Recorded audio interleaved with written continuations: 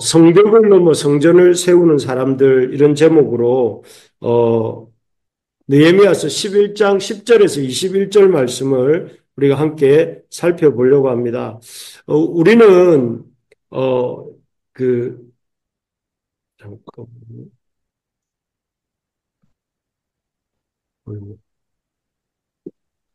잠깐만요. 제가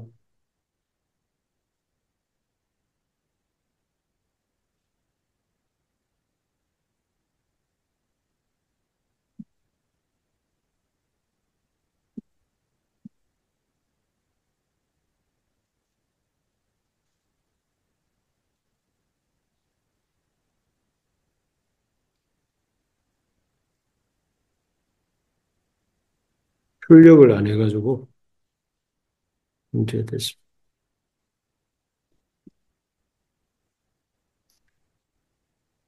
창세기 37장을 보면 요셉이 아버지 야곱의 심부름으로 그 형들을 찾아가는 장면을 우리가 볼 수 있습니다. 그런데 그 장면에서 요셉은 아버지 야곱의 심부름을 아버지 형들을 찾아보라는 그 심부름으로 세겜에까지 갑니다. 그런데 그렇게 아버지 야곱의 그 심부름으로 간 그 세겜에는 형들이 없었습니다. 하지만 거기서 요셉이 돌아올 수도 있죠. 야곱 아버지의 분부대로 세겜까지 갔으니까요.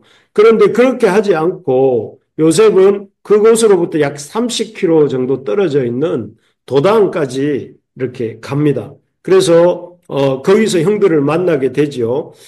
이 모습 속에서 우리는 이 자기에게 맡겨진 일을 최선을 다해 감당하는 이 요셉의 모습을 볼 수가 있습니다. 그냥 하는 신용만 하고 또 했다고 말할 정도만 하는 것이 아니라 그 일이 이 맡겨진 일이 이루어지기까지 세겜에서 도단까지 가는 그런 수고 또 애씀을 볼 수가 있습니다. 그런 점이 어찌 보면 하나님께서 요셉을 그 하나님의 역사에 귀하게 쓰신 점이 아닐까 이런 생각이 듭니다. 오늘 본문에 보면 읽으신 것처럼 느헤미야와 그의 백성들도 마찬가지입니다. 오늘 본문에 읽었던 내용은 그 느헤미야와 그의 백성들이 예루살렘 성에 어떤 사람들이 살았는가, 예루살렘 성벽을 재건한 그 예루살렘 성에 정착한 그 유대인들의 명단입니다. 원래 그들의 주된 목표는 뭐였습니까? 느헤미야와 돌아온 백성들의 주 목표는 이 성벽을 재건하는 일이었죠. 성벽 재건. 성벽을 재건하는 일을 그들은 합심해서 아주 짧은 시간, 불과 52일 만이라고 하는 시간에 완성했습니다. 완성했기 때문에 더 이상 그들이 수행해야 될 임무는 없었습니다. 그래서 그들이 물러서서 어디를 가든 무엇을 하든 그들에게는 뭐라고 할 만한 사람이 없었습니다. 왜냐하면 자신들이 해야 할 일들을 했기 때문이죠. 그런데 이들은 놀랍게도 성벽을 재건한 이후에 거기에서 이제 머물지 않고 어떻게 하는가 하면은 그 이상 여기 보면 성벽을 넘어 성전을 섬김으로 이렇게 적혀 있는데 제목을 그렇게 잡았는데요. 성벽 재건에서 머물지 않고 그들은 성전을 이렇게 섬기는데 이렇게 관심을 갖습니다. 그래서 그들의 애써 지은 성벽과 또 그 안에 있는 성전을 이렇게 열심히 가꾸는 일에 이 느헤미야와 그의 백성들이 헌신하는 것을 볼 수 있는데 참 이 모습이 앞에서 본 요셉의 모습과 비슷한 게 아닌가. 세겜까지만 가는 것이 아니라 도단에게까지 이렇게 형들을 찾아간 것처럼 느헤미야와 그의 백성들은 예루살렘 성벽을 짓는 일에서 더 나아가서 성전을 섬기는 데까지 나아갑니다. 그래서 여기에 보면 오늘 읽었던 본문에 보면 이 세 부류의 사람들이 나옵니다. 첫 번째는 이 12절에 나오는 것처럼 여기 12절에 보니까 이 사람들이 누구냐면은 바로 그 제사장들입니다. 제사장 스라야와 그 제사장 사람들의 명단을 이렇게 그 대표 명단을 이렇게 성경이 적고 있는데요. 또 전에서 일하는 그들의 형제니 모두 822명이요 하면서 그 제사장들이 어떤 사람들이었는지를 이 성경이 이 이름을 기록하고 있습니다.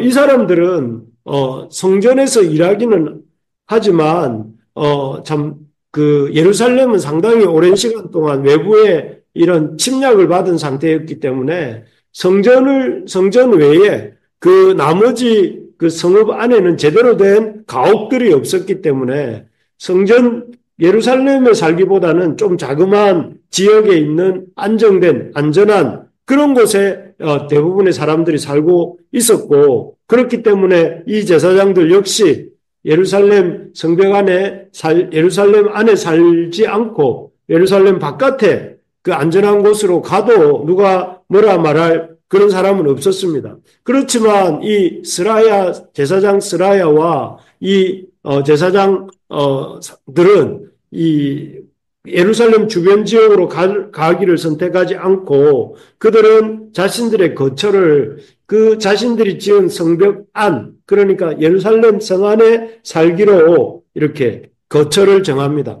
어찌 보면 지금 우리가 생각할 때는 예루살렘이 수도니까 이렇게 생각하지만 당시는 예루살렘이 오랜 세월 동안 성벽 없이 방치되어 있었기 때문에 그 예루살렘 이 성이 안전한 곳이 아니었고 성벽이 지어진 지 이제 막 지어졌고 그리고 예루살렘 성 안에는 제대로 된 가옥도 없었고 사람이 살기에는 아직 좋지 않은 주거 환경이었기 때문에 그 외부가 더 안전한 상황이었는데 없습니다. 그럼에도 불구하고 이 사람들은 예루살렘 안으로 이렇게 거처를 옮기고 있는 본문이 우리가 읽었던 11장 본문입니다. 그래서 이들은 예루살렘 성전과 또 성벽과 그 성전을 잘 섬기는 제사장들이 예루살렘 성 안에 정착하게 되므로 이 예루살렘은 명실상부한 이스라엘의 영적 수도로, 실제적 수도로서의 역할을 하게 되고 또 이 예루살렘을 방문하는 이스라엘 백성들은 이전보다 더 활발하게 하나님과 교제할 수 있는 그런 상황이 된 것이죠. 그래서 예루살렘에 올라오면 예루살렘 성벽도 있고 이제는 성전도 있고 그 성전에서 일하는 제사장들도 그곳에 있었기 때문에 백성들이 예루살렘을 올라온다는 것은 이제 제대로 된 하나님과 만날 수 있는 그런 환경을 이제 접할 수 있게 된 것입니다. 그래서 덕분에 이 이스라엘 백성은 그 어느 때보다 이 포로 시대 그 어느 때보다 더 활발하게 하나님과 교제할 수 있는 그런 상황이 된 것입니다. 그렇습니다. 하나님의 나라는 자기가 할 수 있는 것만큼을 하는 사람들을 통해 이루어지는 것이 아니라 자기가 할 수 있는 것을 뛰어넘어서 마음과 뜻, 힘을 다해서 이 헌신하는 사람들, 예를 들면 앞에서 본 요셉이나 또 방금 본 것처럼 느헤미야 예루살렘 안에 정착하기로 결심한 그 제사장들과 같은 그런 사람들, 그런 사람들을 통해서 역사가 일어나고 된다 하는 것입니다.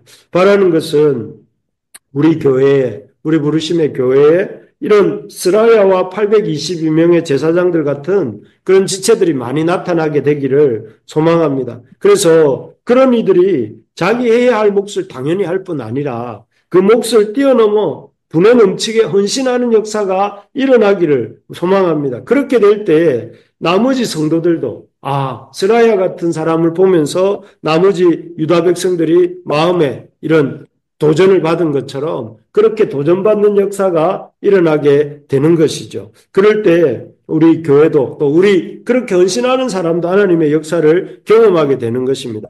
두 번째로 보면 처음에는 제사장들이 분에 넘치게 헌신을 했다면 두 번째는 레위인들의 헌신입니다. 이 레위인들의 헌신은 15절부터 나옵니다.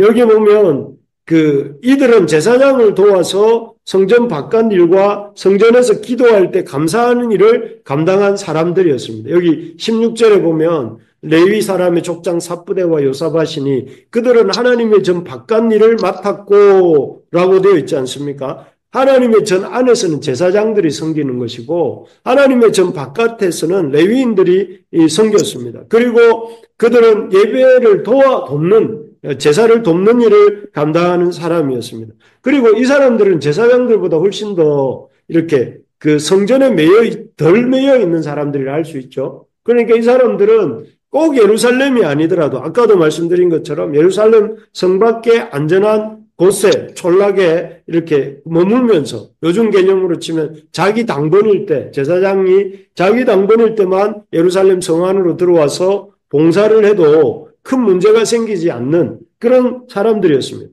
하지만 이 사람들 역시 살기 편한 예루살렘 바깥쪽에 머물지 않고 그 거주지를 제사장들과 같이 제사장들이 예루살렘 안에 살기로 선택한 것처럼 그들도 역시 예루살렘 안으로 옮겨옵니다. 그래서 이들이 예루살렘으로 이주한 덕분에 성전이 있고 또 그 성전을 섬기는 제사장들이 정착하고 있고 그리고 제사장들을 돕는 레위인들이 또 예루살렘 안에 정착하게 되면서 예루살렘 성전을 중심으로 한 성전 공동체가 더 견고하게, 더 아주 이렇게 튼튼하게 세워지게 된 것입니다. 그리고 하나님께서는 그래서 이 사람들을 아주 귀하게 보셨던 것 같아요. 그래서 어떻게 표현하느냐 하면은 여기 15절, 16절에 보면 그렇게 나와요. 레위 사람 중에는 스마야이니 그는 핫숲의 아들이요 아스리감의 손자요 하샤바의 증손이요 분니의 현손이며 라고 하면서 그가 누구인지 그가 누구의 아들인지 누구의 손자인지 누구의 증손자인지 누구의 고손자인지를 쭉 이렇게 클로즈업 하면서 결과적으로 그를 이렇게 소개할 뿐만 아니라 그의 아버지, 할아버지, 증조할아버지, 고조할아버지까지 이렇게 줌인을 하면서 쫙 이렇게 들어가 보면서 그 가문을 이렇게 칭찬하는 그런 이 기법이죠. 이 문학적 기법이죠. 정말 그렇습니다. 성전과 제사장을 섬기기 위해서 좀 편하고 안전한 곳으로 이렇게 갈 수 있지 않겠습니까? 그런데 그런 곳을 마다하고 제사장을 섬기는 또 성전을 섬기는 레위인들이 있었기 때문에 느헤미야 시대에 성벽 재건과 더불어 영적 예배도 힘차게 일어날 수 있었던 것입니다. 여러분, 우리가 이 땅에 사는 목적은 무엇입니까? 우리 오늘날 현대인들의 이 땅을 살아가는 목적은 제가 볼 때 편하게, 재미있게, 즐겁게 이런 게 목적인 것 같습니다. 편하게, 재미있게, 즐겁게. 특히 우리 한국 사람은 더 그런 것 같습니다. 아멜리아가 한국에 와서 제일 인상적이었던 게 편의점이라고 했어요. 24시간 편의점. 그야말로 편의점이죠. 사람들이 필요한 건 밤낮 없이 살 수 있고, 밤낮 없이 먹을 수 있고, 밤낮 없이 이렇게 이용할 수 있는. 그게 어찌 보면 현대인의 가장 어떤 두드러진 특징이 아닌가 싶습니다. 그런데 우리 믿는 사람이 이 땅에 사는 목적은 무엇일까요? 우리가 이 땅에 사는 목적은 편하게, 즐겁게, 재미있게 사는 걸까요?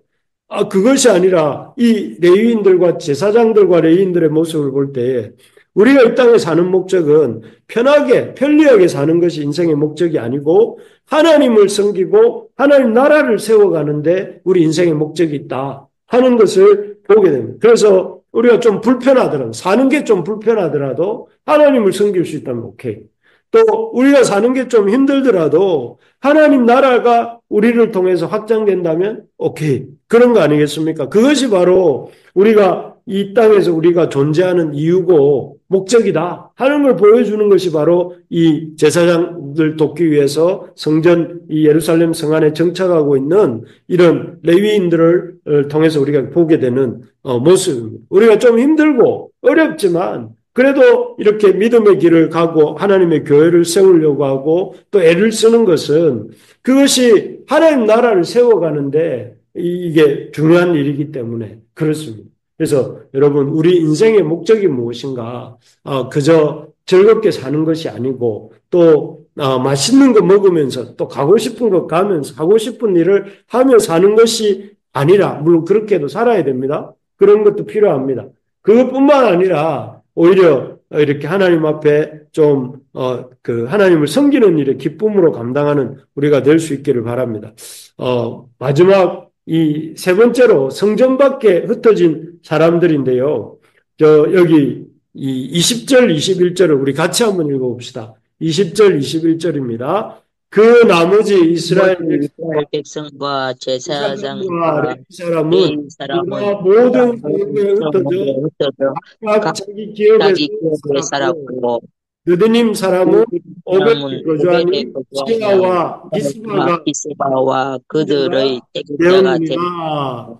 여기 보면 제사장과 레위인 외에 나머지 이스라엘 백성과 제사장과 레위 사람 유다 모든 성읍에 흩어져 각각 자기 기업에 살았다 이렇게 되어 있습니다. 아까 본 것처럼 제사장 대제사장과 822명의 제사장 그리고 스마이아라고 하는 제사장 레위인과 또 몇백 명의 그 레위인들은 예루살렘 성 안에 살았지만 나머지 이스라엘 백성은 각각 유다 모든 성읍에 흩어져서 살았습니다.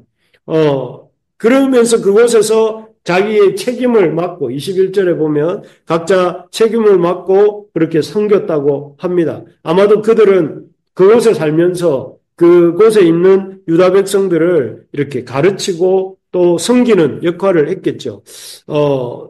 여기서 볼 수 있는 것은 사람들이 각기 자기 자신이 있어야 할 곳을 찾아서 그곳에서 자신이 할 수 있는 역할을 최선을 다해 감당하고 있는 모습이다. 이렇게 생각이 됩니다. 제사장과 레위인들은 예루살렘 성 안에 또 그리고 성전에서 그리고 반면에 또 남은 사람들은 각자 흩어져서 자기의 삶의 지경에서 자기의 역할을 최선을 다해서 감당했기 때문에 오늘날 우리도 이렇게 복음을 들을 수 있게 된 것이죠.